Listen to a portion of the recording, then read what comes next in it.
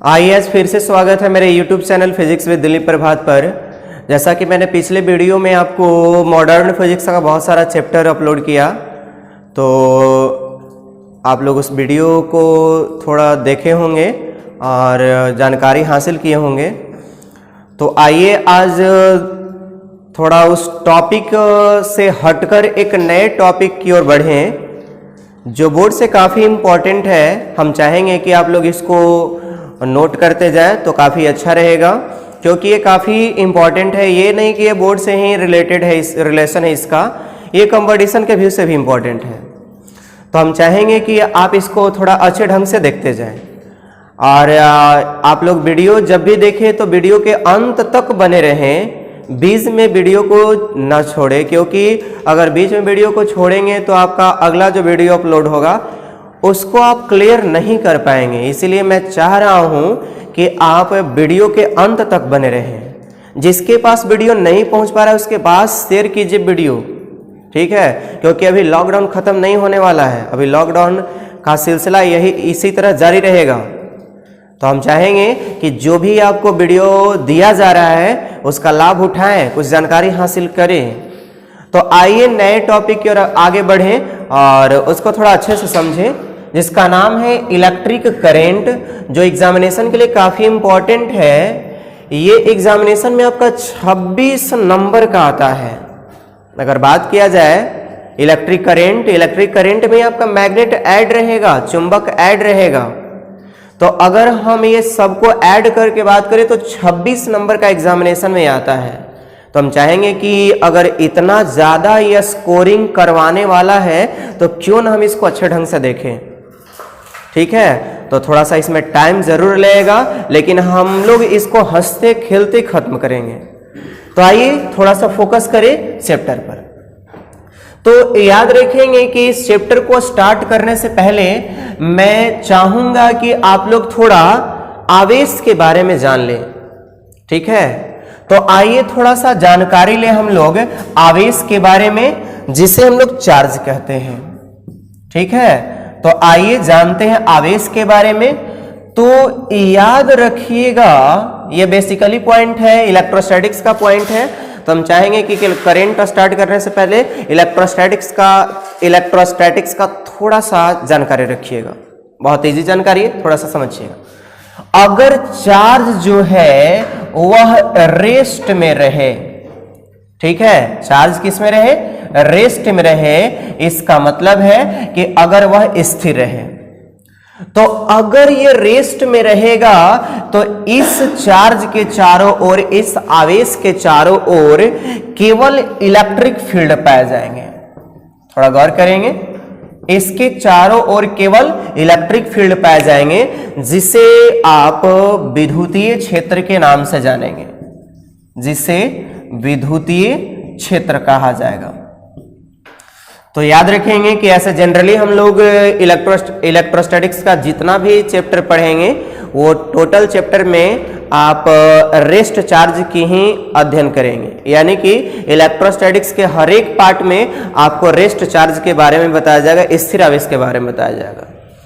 अगर by the way charge motion में आ जाए, ठीक है, याद रखेंगे, अगर मोशन वाले चार्ज की बात किया जाए, यानी कि आवेश गतिशील रहे, तो अगर आवेश गतिशील रहेगा यानी आवेश गति करता रहेगा, तो अगर आवेश गतिशील करेगा तो याद रखेंगे उस कंडीशन में उसके चारों ओर इलेक्ट्रोमैग्नेटिक फील्ड पाया जाएगा। याद रखेंगे इस बात को, इलेक्ट्रोमैग्नेटिक फील्ड पाया जाएगा, जिसे विद्युत चुंबकीय क्षेत्र कहा जाएगा। याद रखेंगे इस बात को, जिसे क्या कहेंगे, विद्युत चुंबकीय क्षेत्र कहेंगे। तो याद रखेंगे कि जो गतिशील आवेश की बात की जाती है वो गतिशील आवेश का हम लोग स्टडी इलेक्ट्रिक करंट में करेंगे। यानी इलेक्ट्रिक करंट में कैसे चार्ज का स्टडी करेंगे, तो मोशन वाले चार्ज का स्टडी करेंगे, न कि रेस्ट वाले चार्ज का स्टडी करेंगे, ठीक है, कहीं कहीं पे मिल जाएगा। तो याद रखेंगे, ऐसे जनरली हम लोग मोशन वाले चार्ज का ही स्टडी करेंगे। तो यहाँ पे थोड़ा सा इन बातों पर थोड़ा गौर करेंगे, आप लोग नोट जरूर कीजिएगा। याद रखेंगे कि अगर चार्ज की बात की जाए तो चार्ज को बड़ी क्यू और छोटी क्यू, बड़ी क्यू या नहीं तो छोटी क्यू द्वारा डिनोट करेंगे। अगर इसके एसआई यूनिट की बात करें तो इसका एसआई यूनिट, एसआई मात्रक कूलाम रहेगा। इसका एसआई मात्रक क्या रहेगा? कूलाम रहेगा। ठीक है, तो इसका मात्रक हो गया कूलाम। याद रखेंगे यह एक स्केलर क्वांटिटी है, इसमें डायरेक्शन नहीं होता है। इसका मैग्नीट्यूड तो होगा लेकिन इसका डायरेक्शन नहीं होगा, अर्थात इसमें मान तो पाया जाता है लेकिन दिशा नहीं पाया जाता है, तो यह स्केलर क्वांटिटी हो जाएगा। तो हम लोग जनरली आवेश के बारे में इतना जान गए। ऐसे और भी जानेंगे कि आवेश दो टाइप का होगा, एक निगेटिव और एक पॉजिटिव। ठीक है, निगेटिव और निगेटिव चार्जों के बीच अट्रैक्शन, ठीक है, निगेटिव और पॉजिटिव आवेशों के बीच अट्रैक्शन होगा, आकर्षण बल लगेगा। लेकिन पॉजिटिव और पॉजिटिव आवेशों के बीच प्रतिकर्षण विकर्षण बल लगेगा। ठीक है, तो याद रखेंगे कि अगर by the way same charge रहेगा तो प्रतिकर्षण बल और अपोजिट चार्ज रहेगा तो आकर्षण बल लगेगा। तो थोड़ा सा इन सब बातों को छोड़ेंगे और आएंगे, स्टार्ट करेंगे इलेक्ट्रिक करंट को। थोड़ा सा ध्यान दीजिएगा। अब यहां पे आइए और जानेंगे इलेक्ट्रिक करंट अर्थात विद्युत धारा के बारे में। ठीक है, कि आखिर विद्युत धारा का मतलब क्या होता है, थोड़ा सा इसके बारे में आप लोग समझते जाइएगा। तो आइए विद्युत धारा के बारे में जाने कि आखिर ये विद्युत धारा है क्या। तो इसको विद्युत धारा का मतलब होता है कि rate of flow of charge. ठीक है, rate of flow of charge, इसका मतलब है कि एकांक समय में चालक तार द्वारा जो आवेश का प्रवाह होता है। ठीक है, तो एकांक समय को हम लोग जनरली 1 सेकंड के रूप में हम लोग लेंगे, अर्थात याद रखेंगे कि आपके पास कोई कंडक्टर हो, कोई चालक तार हो और इस चालक तार द्वारा किसका प्रवाह हो रहा हो, चार्ज यानी कि आवेश का प्रवाह हो रहा है। ठीक है, कितना सेकंड में? 1 सेकंड में। तो याद रखेंगे कि किसी चालक तार द्वारा, अगर आपको लिखना है तो लिख भी सकते हैं कि किसी चालक तार द्वारा 1 सेकंड में जितना आवेश का प्रवाह होगा उसे हम विद्युत धारा के नाम से जानेंगे। ठीक है, विद्युत धारा को जनरली या तो बड़ी आई या नहीं तो छोटी आई द्वारा डिनोट करेंगे। अगर इसके इक्वेशन की बात करें तो याद रखेंगे कि एकांक समय 1 सेकंड की जो बात की जाती है वो बटा में रहेगा और 1 सेकंड में जिसका प्रवाह हो यानी आवेश का प्रवाह ऊपर रहेगा। अर्थात इसके लिए हम लोग इक्वेशन कुछ ऐसा देंगे कि विद्युत धारा इक्वल टू चार्ज बटा टाइम। ठीक है, याद रखेंगे विद्युत धारा इक्वल टू चार्ज बटा टाइम। तो इस टाइप से ये बात याद रखेंगे। ठीक है, चार्ज को जनरली हम लोग Q द्वारा डिनोट करेंगे और टाइम को T द्वारा। तो आपका फॉर्मूला बन के रेडी हो गया, I equal to Q by T। जहां पे आवेश से रिलेटेड, ये आवेश आपका है, अगर आवेश से रिलेटेड अगर बाय द वे आपके इलेक्ट्रॉनों की संख्या निकालने के लिए कहेगा तो उसके लिए आप फॉर्मूला जरूर लगाएंगे, Q equal two plus minus NE। ठीक है, तो ये सब बात आप याद रखेंगे। जैसा कि जान रहे हैं कि चार्ज जो है आवेश का मात्रक जो है कूलाम है और ये टाइम है, तो टाइम का समय का सही मात्रक सेकेंड, तो कूलाम प्रति सेकेंड जो है मात्रक हो जाएगा विद्युत धारा का, जिसे हम एम्पियर के रूप में मेजर करेंगे। किसके रूप में मेजर करेंगे? एम्पियर के रूप में मेजर करेंगे। यानी याद रखिएगा कि जो विद्युत धारा है उसका एसआई मात्रक एम्पियर होगा। ठीक है, ऐसा हम जानते हैं कि एम्पियर एक बेसिक क्वांटिटी है, मूल राशि है।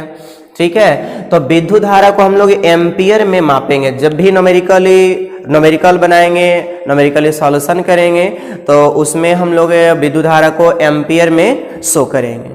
तो चलिए इतना जान गए हम लोग विद्युत धारा के बारे में। तो याद रखेंगे एक बात, थोड़ा ध्यान दीजिएगा कि ये जो I equal to Q by T जो हम लोग फॉर्मूला यूज करते हैं, ये I equal to Q by T जो फॉर्मूला यूज करेंगे वो फॉर्मूला जनरली कांस्टेंट करंट के लिए यूज किया जाता है, अर्थात एक समान धारा, अगर चालकता द्वारा एक समान धारा का प्रवाह हो तो उसके लिए हम लोग यूज करते हैं I = Q/T।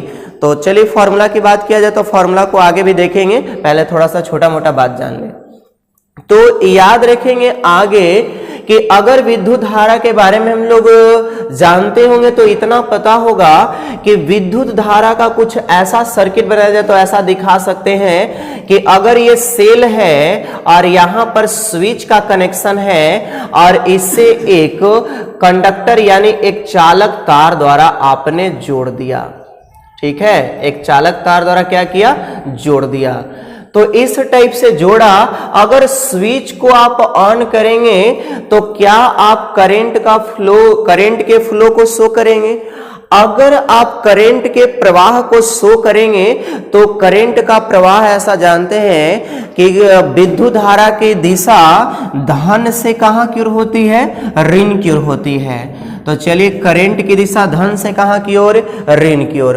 हो सकता है करंट का जो प्रवाह हो रहा होगा वो करंट का मान हो सकता है 2 एम्पियर हो, 4 एम्पियर हो। यानी यहां से पता चला कि जब भी कोई भी सर्किट में करंट का प्रवाह होता है तो उस करंट में मान के साथ साथ दिशा भी है, मैग्नीट्यूड के साथ साथ डायरेक्शन भी है। तो याद रखेंगे कि करंट का फ्लो हो रहा है जिसमें मान और दिशा दोनों है। तो थोड़ा सा ध्यान दीजिएगा कि अगर जिस फिजिकल क्वांटिटी में, जिस भौतिक राशि में मान और दिशा दोनों रहेगा, वेक्टर क्वांटिटी होता है, ध्यान देंगे, अर्थात वह सदिश राशि होना चाहिए। तो यहां पर आपका विद्युत धारा सदिश होना चाहिए, लेकिन याद रखेंगे कि यह विद्युत धारा सदिश बिल्कुल नहीं है, यह अदिश राशि है। यानी कि मान और दिशा दोनों होने के बावजूद भी ये अदिश राशि है। तो आइए इस पर थोड़ा फोकस करें, थोड़ा समझे इसको कि आखिर मान और दिशा दोनों होने पर ये अदिश क्यों है, सदिश आखिर क्यों नहीं है। तो थोड़ा देखिएगा इसको कैसे इसको क्लियर किया जाएगा। तो ऐसा हम यहां पर देख रहे हैं कि एक करंट आया इधर से 2 एम्पियर का और एक करंट इधर से आया 5 एम्पियर का। इसके बीच में एंगल है, मान लिया जाए 60 डिग्री का एंगल है, और पूछा जाए कि बताइए कि ये 2 एम्पियर आया, 5 एम्पियर आया, तो फाइनल जो रिजल्ट करंट का होगा वो कितना होगा। तो याद रखेंगे कि अगर ये दोनों वेक्टर रहता, ठीक है, अगर ये जो करंट है, ये करंट जो अगर का मान है, अगर ये करंट का मान वेक्टर में रहता तो वेक्टर में रहने के कारण इसका संबंध इस कोण से जरूर रहता, ठीक है, अर्थात इन दोनों करंटों का रिलेशन कौन से रहता और इसका कैलकुलेशन हम इस समीकरण द्वारा बनाते, a² b² 2ab cos theta, अर्थात a का मान ये वाला, b का मान ये वाला और थीटा उन दोनों के बीच का कोण रहता है।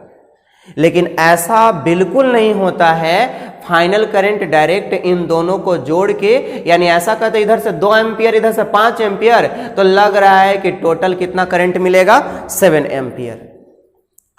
यानी कि याद रखेंगे कि जो विद्युत धारा होता है वो विद्युत धारा सदिशों के योग के नियम का पालन नहीं करता है।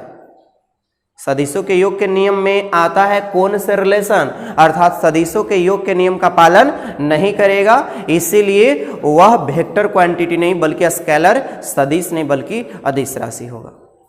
तो चलिए यहां पे समझ गए, कुछ थोड़ा सा देख लिया। अगर बाय द वे करंट आया 2 एम्पियर का और इधर से करंट आया आपका 4 एम्पियर का, तो अब थोड़ा सा देखा जाए, यहां पे 90 डिग्री का कोण है। अगर ये दोनों वेक्टर क्वांटिटी होते तो दोनों का रिलेशन कोण के साथ जरूर रहता, ठीक है, और उसका सेटिंग इस पर किया जाता। लेकिन अगर फाइनल करंट की बात करें तो इसका रिलेशन कोण से नहीं रहेगा, अर्थात डायरेक्ट 6 एम्पियर दिया जाएगा।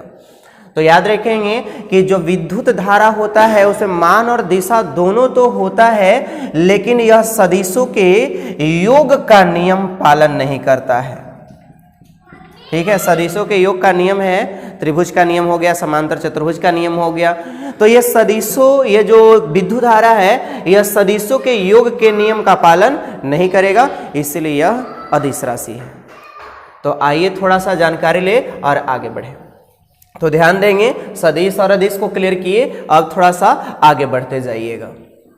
तो जैसा कि हम लोग जानते हैं कि करंट का इक्वेशन कुछ ऐसा था, यानी कि हम लोग पढ़े कि अगर कांस्टेंट करंट रहे, ठीक है, कांस्टेंट को ऐसा समझे थे कि अगर एक समान विद्युत धारा की बात की जाए तो उसके लिए एक इक्वेशन यूज करेंगे I = Q/T, और जहां पर आवेश के द्वारा इलेक्ट्रॉन का मान निकालना हो तो उसके लिए हम लोग यूज करेंगे Q = +-Ne। ये प्लस माइनस ये आवेश पर डिपेंड करेगा। Q जो है वह आवेश है, N इलेक्ट्रॉन की संख्या है, और E जो है वह इलेक्ट्रॉन पर स्थित आवेश का मान है। ठीक है, तो याद रखेंगे दूसरा बात कि अगर बाय द वे किसी चालक तार से धारा का प्रवाह, ठीक है, धारा का प्रवाह समय के अनुसार टाइम इंटरवल के रूप में हो, समय अंतराल में हो, तो उसके द्वारा कभी औसत धारा निकालने के लिए आए। जनरली याद रखेंगे कि अगर कभी भी आपको औसत धारा निकालने के लिए आए, औसत धारा निकालने के लिए आता भी है, थोड़ा सा इसको समझेंगे। अगर क्वेश्चन में औसत धारा निकालने के लिए आए, एवरेज करंट निकालने के लिए आए, तो याद रखेंगे कि अगर एवरेज करंट निकालने के लिए आएगा तो औसत धारा के लिए आप एक समीकरण देंगे, और वो समीकरण है डेल्टा Q/Δt। इसका ये मतलब है कि अगर टाइम इंटरवल दिया रहेगा तो डेल्टा Q का मतलब होता है कि चालक तार से प्रवाहित समय के अनुसार लास्ट का आवेश, ठीक है, और माइनस पहले का आवेश, यानी कि इसको लिख सकते हैं Q2 - Q1, और उसी के अनुसार टाइम भी रहेगा T2 - T1। यानी याद रखेंगे कि इसका मतलब है कि किसी चालक तार से प्रवाहित आवेश का मान, अगर प्रवाहित धारा का मान निकालना चाहते हैं, वो भी औसत धारा निकालना रहेगा, तो औसत धारा निकालने के लिए फॉर्मूला तो यूज करेंगे। इसका मतलब है कि दूसरे टाइम इंटरवल जब दिया रहेगा 1 से 2 सेकेंड, 3 से 4 सेकेंड में औसत मान, 5 से 6 सेकेंड में औसत मान, तो लास्ट वाले समय के आवेश में से फर्स्ट वाले समय के आवेश को घटाएंगे, और वो जो टाइम इंटरवल जैसा रहेगा उसको घटाएंगे, और एवरेज करंट का मान निकालेंगे। जब न्यूमेरिकल आएंगे तो आप उसको जरूर से जरूर क्लियर कीजिएगा। तो आइए थोड़ा समझे तीसरा बात कि अगर बाय द वे क्वेश्चन में तात्क्षणिक धारा की बात की जाए, ठीक है, अगर कहा जाए इंस्टेंटेनियस करंट की बात की जाए, तो अगर इंस्टेंटेनियस करंट आपसे पूछा जाए तो इंस्टेंटेनियस करंट के लिए आप लोग फॉर्मूला देंगे dQ/dt। याद रखेंगे ये करंट आपका असमान करंट के रूप में रहता है, असमान धारा के रूप में रहता है। तो याद रखेंगे कि इन तीनों फॉर्मूलाओं के द्वारा आपको क्वेश्चन सॉल्यूशन करना रहता है करंट से रिलेटेड। तो हम चाहेंगे कि ये सभी सेक्शन से आप क्वेश्चन कुछ देख ले और उसको थोड़ा अच्छे ढंग से समझ लें। लास्ट तक क्वेश्चन को देखेंगे, क्वेश्चन का लेवल रहेगा, क्वेश्चन काफ़ी अच्छा रहेगा और बोर्ड से इसका रिलेशन रहेगा। अगर इसका क्वेश्चन को कंप्लीट करते हैं तो आप ऑब्जेक्टिव और शॉर्ट क्वेश्चन को आराम से सॉल्व कर पाएंगे। तो थोड़ा सा आइए क्वेश्चन पर इस फॉर्मूले को स्क्रीनशॉट ले सकते हैं, इसको थोड़ा सा समझिएगा। अगले वीडियो में आपको हम ऑब्जेक्टिव वगैरह ढेर सारा अपलोड करेंगे, जिसमें आपका करंट से भी ऑब्जेक्टिव रहेगा, मॉडर्न से भी ऑब्जेक्टिव रहेगा। जो यूट्यूब पर अपलोड किया हुआ वीडियो है उसी से ऑब्जेक्टिव रहेगा। थोड़ा सा उसको बनाने की कोशिश जरूर करेंगे। तो ध्यान दीजिएगा, इस क्वेश्चन से थोड़ा, इस इक्वेशन से थोड़ा सा देखा जाए क्वेश्चन, तो ध्यान दीजिएगा क्वेश्चन पे थोड़ा गौर कीजिएगा कि अगर by the way question, first question देखा जाए, क्वेश्चन ऐसा हो कि यदि किसी चालक तार कोई चालक तार है, किसी चालक तार के अनुप्रस्थ काट से प्रवाहित धारा, ठीक है, प्रवाहित धारा भी नहीं चलते हैं, प्रवाहित आवेश, प्रवाहित आवेश Q equal to t square 4t plus 5 है, ठीक है, 4t प्लस 5 है, जहां पे दिया हुआ है कि Q कूलाम में है और T सेकंड में है। यदि किसी चालक तार से प्रवाहित आवेश Q equal to t square plus 4t plus 5 हो तो T इक्वल टू 2 सेकेंड में धारा का तात्क्षणिक मान तथा 0 से 3 सेकेंड, 0 से 3 सेकेंड में धारा का औसत मान निकालें। ठीक है, एक बार क्वेश्चन को आप लोग लिख सकते हैं देखकर। क्वेश्चन है कि यदि किसी चालक तार से प्रवाहित आवेश आपका इस रूप में है तो पूछा जा रहा है कि t इक्वल टू 2 सेकेंड में धारा का तात्क्षणिक मान। क्वेश्चन जब भी बोर्ड में आता है तो इसी टाइप से आता है, जैसे तैसे क्वेश्चन नहीं आएगा, इसी टाइप से आएगा। धारा का तात्क्षणिक मान तथा 0 से 3 सेकेंड में धारा का औसत मान आप निकालिए। तो सबसे पहले तो हमको तात्क्षणिक मान पर गौर करना है, तो आइए थोड़ा सा समझेंगे तात्क्षणिक मान कैसे निकाला जाता है। ठीक है, आइए थोड़ा सा इसके सॉल्यूशन पर ध्यान दें।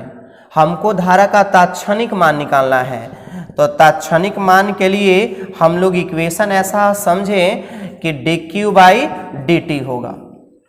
अब यहाँ पे q की बात किया जाए तो q के लिए इक्वेशन यहाँ पर ऐसा है, तो हम एडजस्ट कर सकते हैं कि q equal to t square plus 4t plus 5 और बाई dt लिखेंगे।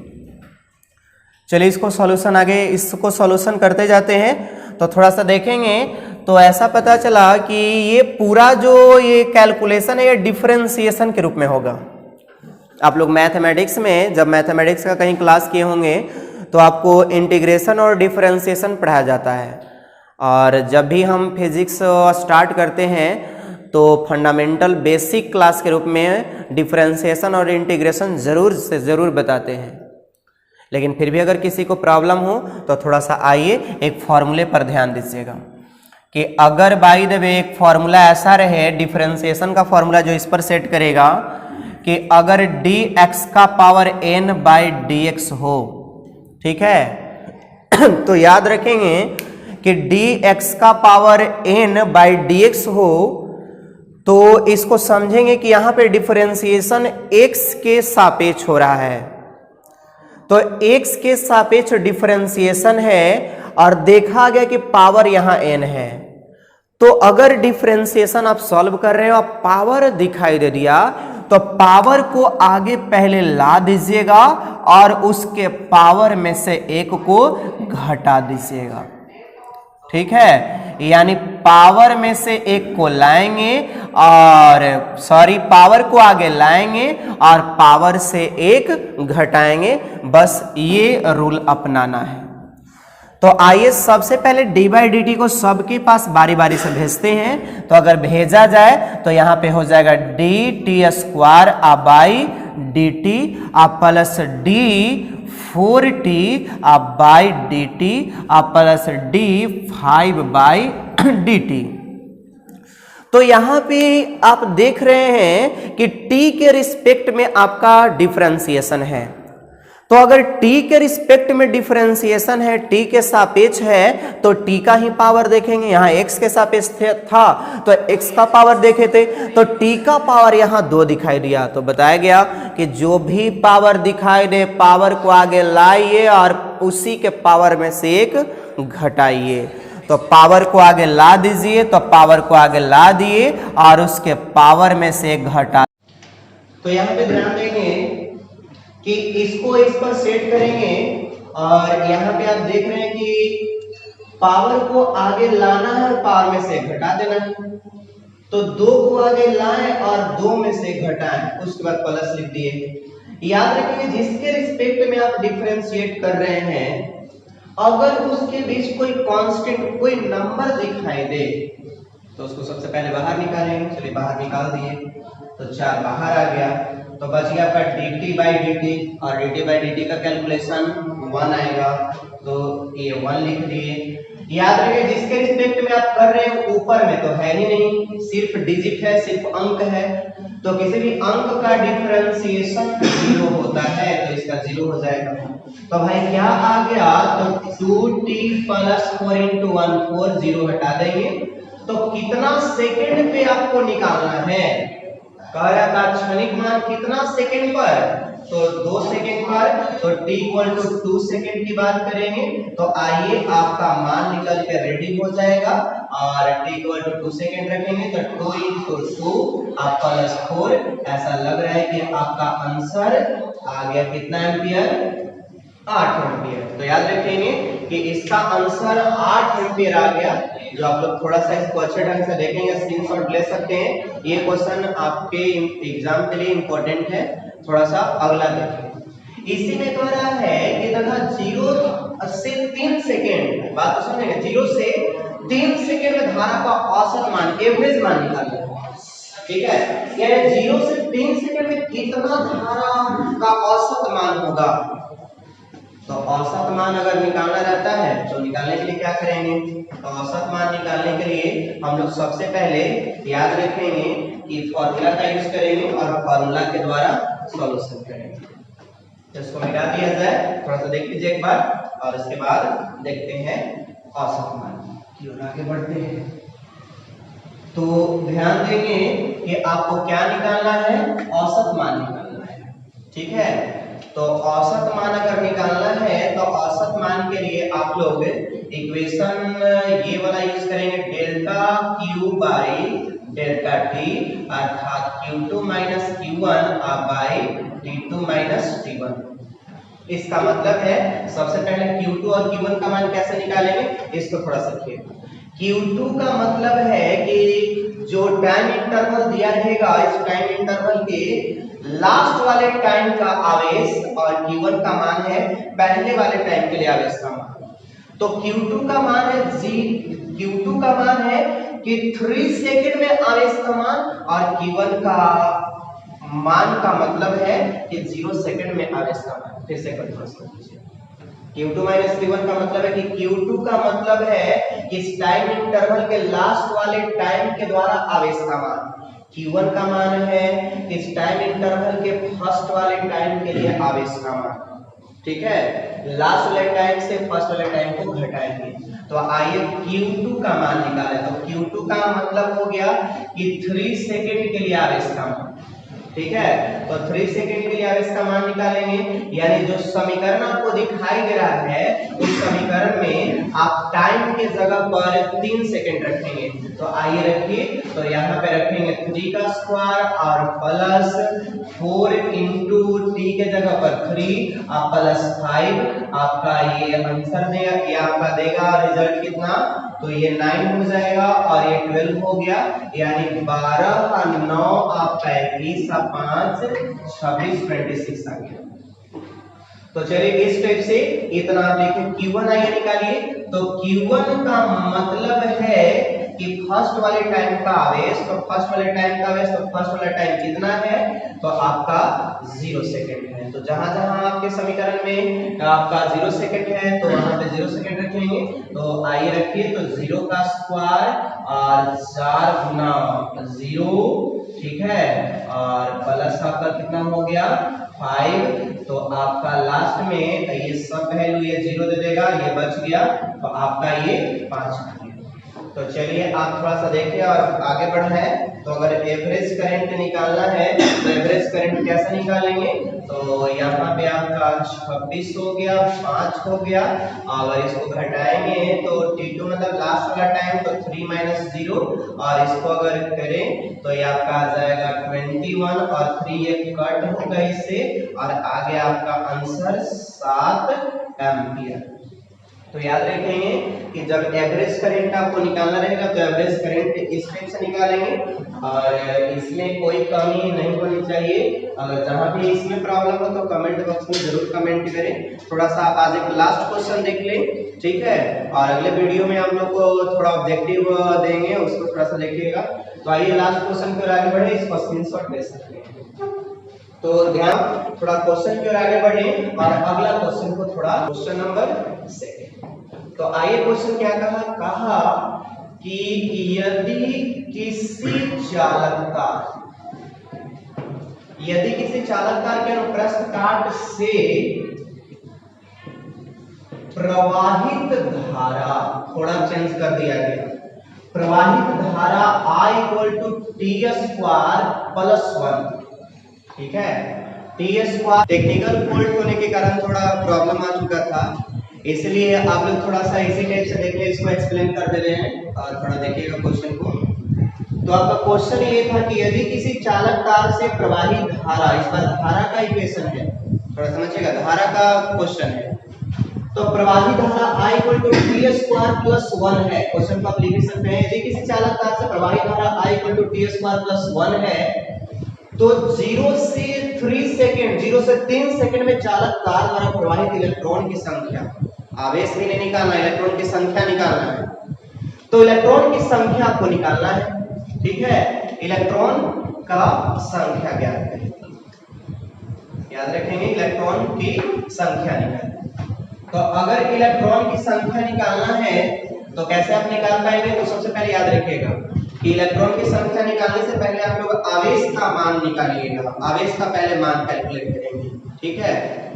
तो इसको सॉल्व करने के लिए हम लोग याद रखेंगे कि जब भी करंट का इक्वेशन दिया हो, इलेक्ट्रॉन की संख्या निकालनी हो, या तो धारा या तो आपको आवेश की मान निकालनी हो, तो ये सभी मान को कैलकुलेट करने के लिए आप इंस्टेंटेनियस वैल्यू ऑफ करंट का यूज करेंगे, यानी तात्क्षणिक धारा का यूज करेंगे। तो तात्क्षणिक धारा का इक्वेशन आपका इस टाइप से है, I = dQ/dt, और इसको हम ऐसे लिख सकते हैं I dt, और dQ को ऐसे लिख सकते हैं, जैसा कि हम जानते हैं कि समाकलन होता है, इंटीग्रेशन होता है, ठीक है। आप लोग फिजिक्स जब स्टार्ट किए होंगे तो फंडामेंटल में आप पढ़े भी होंगे आप डिफरेंशिएशन इंटीग्रेशन के बारे में। तो आइए इंटीग्रेशन को समाकलन कर दिए, तो दोनों तरफ हम समाकलन करेंगे। तो समाकलन का सिंबल इस टाइप से दे दिया गया, dq का q लिखा गया, और यहाँ पर I जो है, यह I के सीट पर, ये जो I है इसके सीट पर ये इक्वेशन को रख दिया गया है। तो I के सीट पर रखा गया T² + 1, और dt आपका 10 का 10 है, इंटीग्रेशन का साइन 10 का 10 है। जैसा कि जान रहे कि t के सापेक्ष आपका इंटीग्रेशन हो रहा है, करंट, आवेश का मान, आप चार्ज का मान आप टाइम के अनुसार निकाल रहे हैं। तो टाइम, तो यहाँ पर टाइम इंटरवल के रूप में, समय अंतराल के रूप में, यानी डबल टाइम है। तो डबल टाइम रहेगा तो ये जो होगा इंटीग्रेशन में लिमिट के रूप में जाएगा, ठीक है। अगर डबल टाइम रहे और डबल टाइम के द्वारा आवेश का मान निकालना हो, करंट दिया रहे और आवेश का मान निकालना हो, इलेक्ट्रॉन की संख्या निकालना हो, तो जो इंटीग्रेशन किया हुआ रहेगा, समाकलन किया हुआ रहेगा, उसमें टाइम इंटरवल को लिमिट के रूप में दिखाएंगे। जो प्रारंभिक टाइम रहेगा उसको लोअर लिमिट के रूप में, और जो लास्ट वाला टाइम रहेगा उसको अपर लिमिट के रूप में शो करेंगे, ठीक है। तो अब थोड़ा सा इसका कैलकुलेशन किया जाए। तो इसका कैलकुलेशन हम लोग तब तक नहीं कर पाएंगे जब तक कि इस फॉर्मूला को ध्यान नहीं देंगे। तो आइए इस फॉर्मूला को देखते हैं कि अगर इंटीग्रेशन x का पावर n dx के रूप में रहे, x का पावर n का इंटीग्रेशन करना हो भी x के सापेक्ष में, तो करेंगे क्या कि जो पावर रहेगा, पावर में आप एक जोड़ देंगे और उतना ही से भाग दे देंगे। तो सेम प्रक्रिया हमें करना है, dt को अंदर भेजेंगे, इंटीग्रेशन को भी इसके पास भेजेंगे, बारी बारी से इसके पास भेजेंगे। तो ऐसा ही किया गया है, इसको इसके पास भेजे, इसके पास भेजे, 1 को इसके पास भेजे, इसके पास भेजे, ये प्रक्रिया कर लिया गया, लिमिट के साथ रहेगा। तो यहाँ पर देख रहे हैं कि t के सापेक्ष, यहाँ पे x के सापेक्ष था तो यहाँ t के सापेक्ष है। जो पावर रहेगा, पावर में एक जोड़ा जाएगा, तो पावर यहाँ पर 2 था, जैसा कि आप देख रहे हैं पावर जो रहेगा उसमें एक जोड़ेंगे तो यहां पर पावर आपका 2 है तो 2 में एक जोड़ दिया गया, 3 हो गया और उतना ही से डिवाइड कर दिया गया। ये जो लिमिट रहेगा वो बड़ी कोष्ठ के रूप में रहेगा। सेम प्रक्रिया याद रखेंगे, dt का इंटीग्रेशन t रहेगा, उसी प्रकार से आप लिमिट ऐसा शो करेंगे। अंदर में अगर कोई नंबर रहे, कोई संख्या रहे, उसे पहले बाहर निकालेंगे तो 1/3 बाहर आ गया, अंदर में बच गया आपका टिक्यू। तो जो अंदर में जो आपका राशि बच जाएगा, वेरिएबल जो रहेगा, उसके सिर पर एक बार ऊपर वाला को रखिएगा और एक बार नीचे वाला को रखिएगा, और ऊपर वाले को रखने पर उससे घटा देंगे नीचे वाले को। तो इस टाइप से प्रक्रिया है। टी के सीट पर 3 रखे तो 3 का क्यू हो गया, 0 को रखे तो 0 का क्यू हो गया, घटा दिया गया। सेम प्रक्रिया यहां भी किया गया। तो 3 का क्यू यहां पे 27 दिया और ये 0 तो 0 रहेगा और ये 3 हो गया। तो 3 से 27 को काटेंगे तो 9 और 3 यहां पे 12 कूलाम आ गया। तो ये 12 कूलाम जो है वह आवेश का वैल्यू है। हमको इलेक्ट्रॉन की संख्या निकालनी है तो फॉर्मूला यूज करेंगे Q equal two plus minus Ne। तो आप यहां Q का मान 12 कूलाम रख देंगे तो 12 जो है वह पॉजिटिव है, तो इसी कारण Ne जो है वह पॉजिटिव लेंगे और E को इधर भेज देंगे, अर्थात N जो है इलेक्ट्रॉन की संख्या निकलेगा। तो N का मान निकालने के लिए E का मान रखेंगे। E जो है इलेक्ट्रॉन पर आवेश का वैल्यू है और इलेक्ट्रॉन का आवेश होता है 1.6 इंटू 10⁻⁹ कूलाम। कूलाम से कूलाम कट करेंगे, आपका दशमलव हटाया जाएगा तो ये जो 16/10 होगा, 10 ऊपर जाएगा तो 120 का ये रूप होगा, 120/16 हो जाएगा और ये पावर माइनस से ऊपर प्लस हो जाएगा। तो ये आपका कट जाएगा, इसको कट करेंगे तो 7.5 आएगा। अगर इसको हम 1 0 दे दे इससे लेकर तो ये 75 हो जाएगा और ये 19 से 18 हो जाएगा और इलेक्ट्रॉन की संख्या आपका 75 गुना 10 का पावर 18 आ जाएगा। तो याद रखेंगे, इस टाइप से हम कह सकते हैं कि चालक तार द्वारा प्रवाहित इलेक्ट्रॉन की संख्या आपका 75 गुना 10 का पावर 18 है। ठीक है, तो ये क्वेश्चन काफ़ी अच्छा है, हम चाहेंगे कि इसको समझे होंगे। तो याद रखेंगे कि ऐसा ही क्वेश्चन आएगा इलेक्ट्रिक करंट में। आप लोग वीडियो में बने रहें और जब भी वीडियो अपलोड हो ज़्यादा से ज़्यादा शेयर करें, इसको देखते रहे, सब्सक्राइब करें। ठीक है, लाइक बटन को दबाएं। आज के लिए इतना ही, धन्यवाद। फिर मिलते हैं नेक्स्ट वीडियो में।